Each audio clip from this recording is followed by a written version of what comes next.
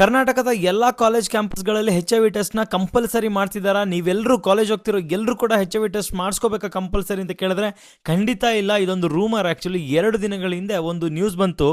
ರಾಷ್ಟ್ರೀಯ ಏಡ್ಸ್ ನಿಯಂತ್ರಣ ಸಂಸ್ಥೆ ಸುಮಾರು 7,000 ಯುವಕ ಯುವತಿಯರು 18 ವರ್ಷದಿಂದ 25 ವರ್ಷದ ಮಧ್ಯದಲ್ಲಿರುವಂಥ ಯುವಕ ಯುವತಿಯರಲ್ಲಿ ಏಡ್ಸ್ ಪಾಸಿಟಿವ್ ಬಂದಿದೆ ಅಂತ ಹೇಳ್ಬಿಟ್ಟು ಒಂದು ರಿಪೋರ್ಟ್ ಬಂತು. ಇದಾದ ನಂತರ ಒಂದು ರೂಮರ್ ಏನು ಹರಡಿತು ಅಂತ ಹೇಳಿದ್ರೆ ಎಲ್ಲ ಕಾಲೇಜುಗಳ ಕ್ಯಾಂಪಸ್ಗಳಲ್ಲಿ ಏಡ್ಸ್ ಟೆಸ್ಟ್ ಮಾಡ್ತಾರೆ, ಕಂಪಲ್ಸರಿ ಇದು ಅಂತ ಹೇಳ್ಬಿಟ್ಟು ಒಂದು ರೂಮರ್ ಆಗಿದೆ. ಬಟ್ ಇದೇನಂತ ಹೇಳಿದ್ರೆ ವಾಲಂಟರಿಯಾಗಿ ಕ್ಯಾಂಪಸ್ಗಳಲ್ಲಿ ಏಡ್ಸ್ ಟೆಸ್ಟ್ನ ಮಾಡ್ತಾರೆ. ಬಟ್ ನೀವು ಕಂಪಲ್ಸರಿ ಅಲ್ಲ, ಅದು ನೀವು ವಾಲಂಟರಿಯಾಗಿ ನಿಮ್ಗೆ ಇಷ್ಟ ಇದ್ದರೆ ನೀವು ಅದನ್ನು ಟೆಸ್ಟ್ ಮಾಡ್ಬೋದು. ಒಂದು ಆ್ಯಪ್ನ ಕೂಡ ಲಾಂಚ್ ಮಾಡ್ತಿದ್ದಾರೆ ಕರ್ನಾಟಕ ಸರ್ಕಾರ. ಇದರಲ್ಲಿ ನೀವು QR ಕೋಡ್ನ ಸ್ಕ್ಯಾನ್ ಮಾಡಿ ನೀವು HIV ಟೆಸ್ಟ್ಗೆ ಭಾಗವಹಿಸ್ಬೋದು. ಅಲ್ಲಿದ್ದ ನಿಮಗೇನೋ ಪಾಸಿಟಿವ್ ಬಂತು ಅಂತ ಹೇಳಿದ್ರೆ ಟ್ರೀಟ್ಮೆಂಟನ್ನು ಕೊಡ್ತಾರೆ, ನೀವು ಹುಷಾರಾಗ್ಬೋದು. ಕರ್ನಾಟಕದಲ್ಲಿ 2,91,348 ಏಡ್ಸ್ ಸೋಂಕಿತರಿದ್ದಾರೆ ಅಂತ ಹೇಳ್ಬಿಟ್ಟು ರಾಷ್ಟ್ರೀಯ ಏಡ್ಸ್ ನಿಯಂತ್ರಣ ಸಂಸ್ಥೆ ಇಲ್ಲಿವರೆಗೆ ವರದಿನ ಕೊಟ್ಟಿದೆ.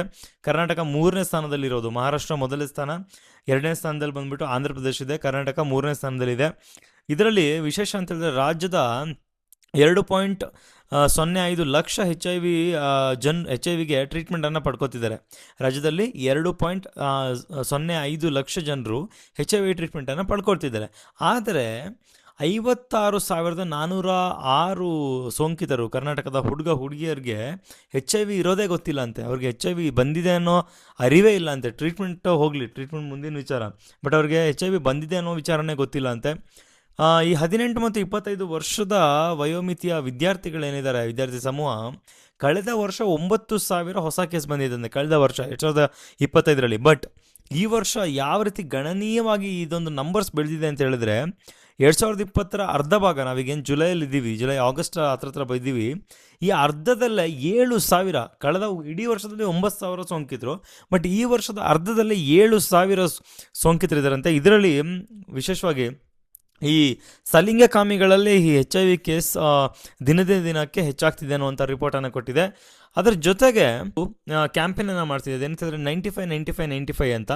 ಸೊ ಇದೇನಂತ ಹೇಳಿದ್ರೆ ಎಲ್ಲ ಕ್ಯಾಂಪಸ್ಗಳಲ್ಲಿ ಟೆಸ್ಟಿಂಗನ್ನು ಮಾಡಿ 95, ನೀವು ವಾಲಂಟರಿಯಾಗಿ ನೀವು ಟೆಸ್ಟಿಗೆ ಹೋಗ್ತೀರಾ, ಬಟ್ 95% ಟೆಸ್ಟ್ ಮಾಡಿ ಅದರಲ್ಲಿ 95% ಅದನ್ನು ರಿಸಲ್ಟ್ ತೊಗೊಂಡು 99% ಕ್ಯೂರ್ ಮಾಡಬೇಕು, ಯುವಜನತೆಯನ್ನು ಕಾಪಾಡಬೇಕು ಇದರಿಂದ ಅಂತ ಹೇಳುವಂಥ ಒಂದು ಕ್ಯಾಂಪೇನನ್ನು ತೊಗೊಂಡಿದೆ. ಆ್ಯಪ್ ಕೂಡ ಲಾಂಚ್ ಮಾಡ್ತಿದೆ. ನೀವು QR ಕೋಡ್ ಮುಖಾಂತರ ನೀವು ಲಾಗಿನ್ ಆಗಿ ನಿಮ್ಮ ಡೀಟೇಲ್ಸ್ ಹಾಕ್ಬಿಟ್ಟು ಗೌಪ್ಯವಾಗೇ ಇರುತ್ತೆ.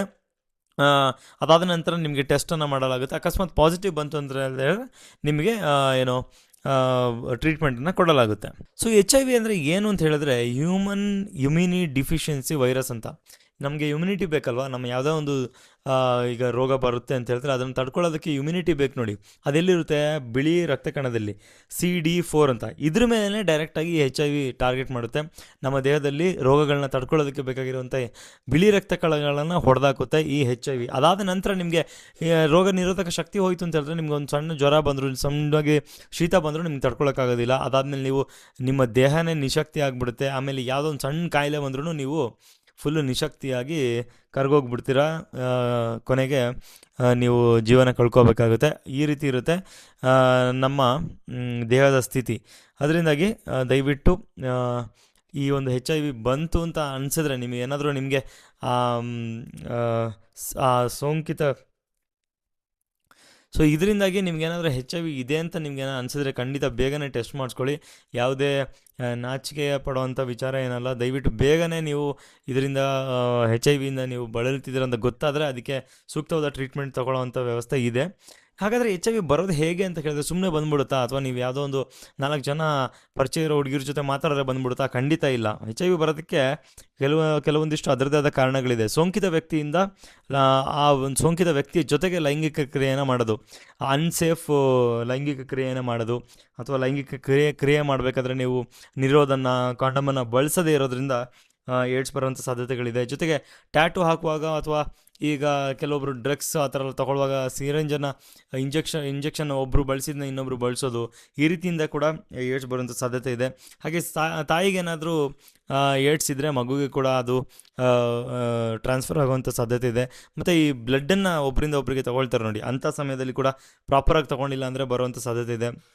ಮತ್ತು ಕೆಲವೊಬ್ಬರಲ್ಲಿ ಮೂಢನಂಬಿಕೆಗಳಿದೆ. ಏನಂದರೆ ಟಾಯ್ಲೆಟಲ್ಲಿ ಒಂದು ಟಾಯ್ಲೆಟನ್ನು ಏಡ್ಸ್ ಬಂದಿರೋರು ಮತ್ತು ಬರದೇ ಇರೋರು ಶೇರ್ ಮಾಡಿದ್ರೆ ಬರುತ್ತಾ, ಅಥವಾ ಇನ್ನು ಕೆಲವೊಂದಿಷ್ಟು ಅಂತ ಹೇಳಿದ್ರೆ ಸೊಳ್ಳೆ ಕಚ್ಚೋದ್ರಿಂದ ಬರುತ್ತಾ?